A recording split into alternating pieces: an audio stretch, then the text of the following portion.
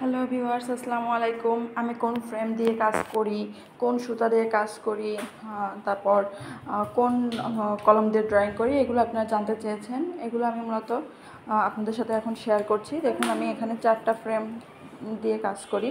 বড়, মাঝারি, ছোট, বিভিন্ন প্লাস্টিক, কাঠের সব রকম ফ্রেম পাওয়া যায়। আমি এখানে কাঠের ফ্রেমটা ব্যবহার করি বেশি, প্লাস্টিকের ফ্রেম একটু কম ব্যবহার করি। প্লাস্টিকের ফ্রেমগুলো আমার কাছে মনে হয় যে খুব তাড়াতাড়ি ভেঙে যায়। এটাও মূলত উপরের অংশ কাঠ এবং ভিতরের অংশ প্লাস্টিকের। বিভিন্ন সাইজের ফ্রেম পাওয়া যায়। আপনারা বাজারে অনেক সাইজের ফ্রেম পাবেন, আপনাদের যেটা প্রয়োজন সেটা আপনারা কিনতে পারেন। দেখুন, এখানে আমি এই কলমগুলো ব্যবহার করি, সিগনেচার পেন, গ্লিটার পেন। এখানে কম্পাসটা দেখছেন, কম্পাসটা আমি গোল বা সার্কেল বিভিন্ন ড্রয়িং করার জন্য ব্যবহার করি। পেন্সিল ব্যবহার করি, সিগনেচার পেন ব্যবহার করি, এই লাল কলমগুলো ব্যবহার করি। সবগুলোই আপনারা যে কোনো লাইব্রেরিতে পেয়ে যাবেন।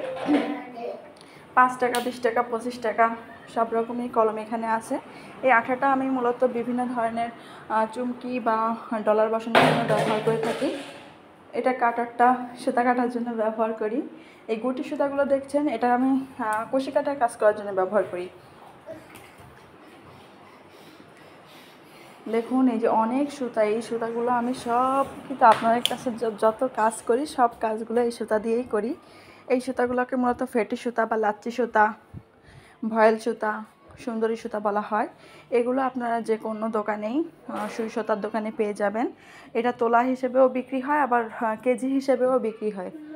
এখন আমি কুশি কাটার জন্য যে কলমটা ব্যবহার করি বা সুইটা ব্যবহার করি সেটা হচ্ছে 12 নম্বর সুই, 0.6 mm এর টিউলিপের জাপানের সুই ব্যবহার করি। দেখুন, ডলার আমি কি ডলারগুলো ব্যবহার করি। এখানে বিভিন্ন সাইজের ডলার হয়, বড়, ছোট, মাঝারি সব রকম ডলার হয়। এই সুইটা আমি 5 নাম্বার সুই, 4 নাম্বার সুই, বিভিন্ন ধরনের সুই দিয়ে কাজ করি। এবং ডলারগুলো দেখছেন, এটা মাঝারি সাইজের ডলার, এর থেকে বড় আছে, ছোট আছে, সব ডলারই আছে।